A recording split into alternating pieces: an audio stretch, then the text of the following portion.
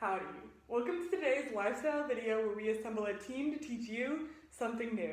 Today we're covering something related to sexual health and personal to my life. My husband and I wanted to have kids, but we were struggling to get pregnant. We decided to explore all our options and stumbled across the one that was perfect for us, in vitro fertilization, otherwise known as IVF. Lots of our friends have never heard of IVF before, so we don't expect y'all to either. We're going to explain the whole thing. In vitro fertilization is a series of procedures that can help with the conception of a child. Its popularity has been growing in recent years due to improvements in medical technology. It takes a couple steps to work, so listen close. First, eggs are harvested from ovaries. Then those eggs are fertilized with sperm. The fertilization occurs outside of the body. The eggs and sperm can both come from parents that are doing IVF together, or the egg or sperm can come from a donor. After the fertilized eggs take outside the body, they can be implanted into the uterus and a woman can eventually become pregnant. The prevalence of multiples is higher with people that use in vitro fertilization because many people that try it will opt to implant multiple fertilized eggs. This increases the likelihood of a viable pregnancy. I'm sure you have a lot more questions about IVF, so don't worry, I brought along some friends to help. You're going to get to hear from a NICU nurse, a doctor, and even my baby to learn more about what IVF is like. Up first, we have a NICU nurse who had answers to one of the biggest questions my husband and I had about IVF, which was, what do different religions think about in vitro fertilization?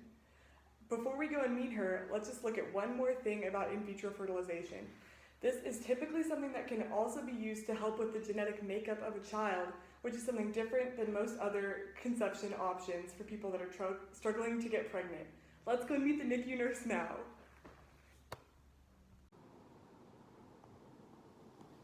Howdy. My name is Lindsay and I'm a NICU nurse. This is actually a very common question that we get asked. Many people want to know if religion has an impact over people's views on the use of IVF. IVF, or in vitro fertilization, has become increasingly popular, especially for couples who have had difficulties conceiving a child. Due to the increasing popularity of this procedure, we are seeing just how controversial it can be, especially for people who are very religious, and in this case, for Christians who come from various denominations. For many Christians, such as Catholics, this procedure goes against their beliefs and morals. On the other hand, many Christians and other religions don't see anything wrong with the use of IVF. In the year 1956, the Pope actually stated that IVF was immoral and illegal because it interferes with procreation and sexual normal function. And in the year 1968, another Pope stated that children are a gift and a blessing from God. And although science makes some things possible, it does not make these things right.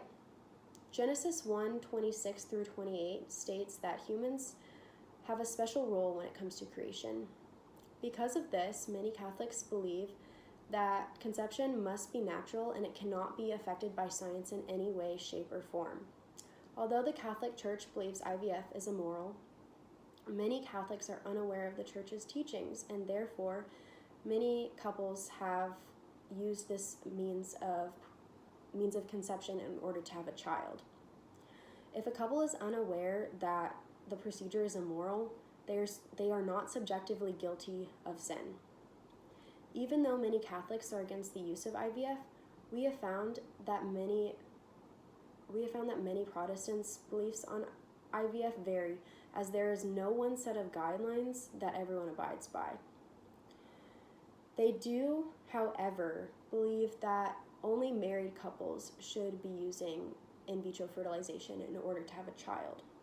Because this is such a common question that has been asked, we are going to do a study with Texas A&M University students, and we are going to send out a survey to see if religion impacts people's views on IVF. We are going to ask a series of questions, such as, what is your gender? What is your religion? And please specify your denomination. To your knowledge, what is IVF? Where did you come across this knowledge? This can be the media, the internet, your friends, family, teachers, etc. What is your opinion over IVF? How much has your religion had an impact on your opinion over IVF? And do you or does anyone you know have a connection with in vitro fertilization? These are all the questions, and we will have your results in no time. Thank you so much. Let me tell you a bit about Phase 3, our research findings. After we sent out our survey to many Aggies via GroupMe, which is how we collected our survey data, we found this gender and religion of participants, their current knowledge of IVF or in vitro fertilization, where their knowledge of IVF came from, their connection to it, their opinion on it, and if their religion has made any impact on their views of IVF.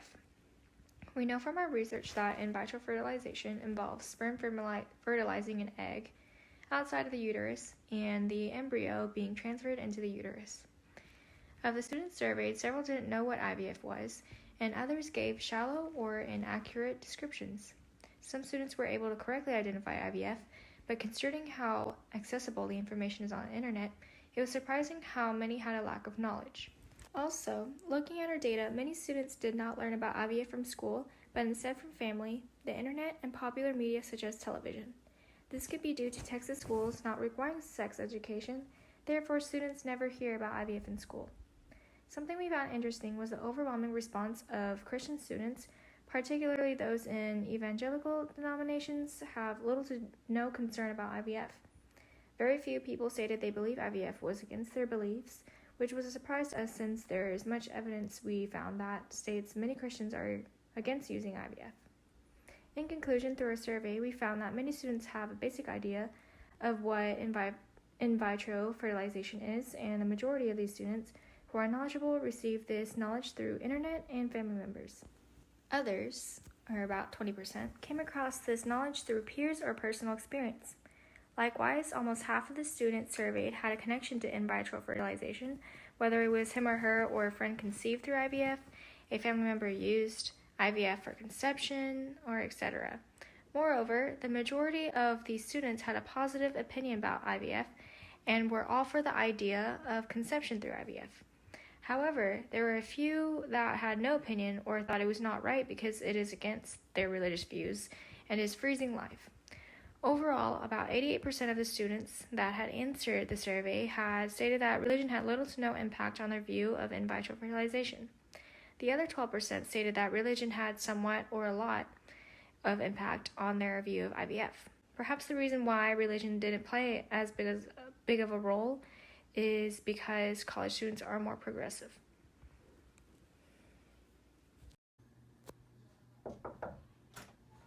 Hi, my name is Dr. Amy, as you might remember, and I was just going to come in and tell you your results to your study. Have you been feeling well?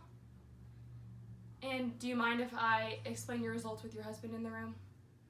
Okay, good. So basically, we learned a lot in this study. We learned that our hypothesis and prior research told us that religion would affect people's views on IVF, but we learned through this study that TAMU students didn't really have any impact of their religion on their views of IVF, which is not what we expected at all. We also learned that people who had knowledge of IVF learned their knowledge through TV shows like Grey's Anatomy and internet and media and stuff like that, which isn't the best.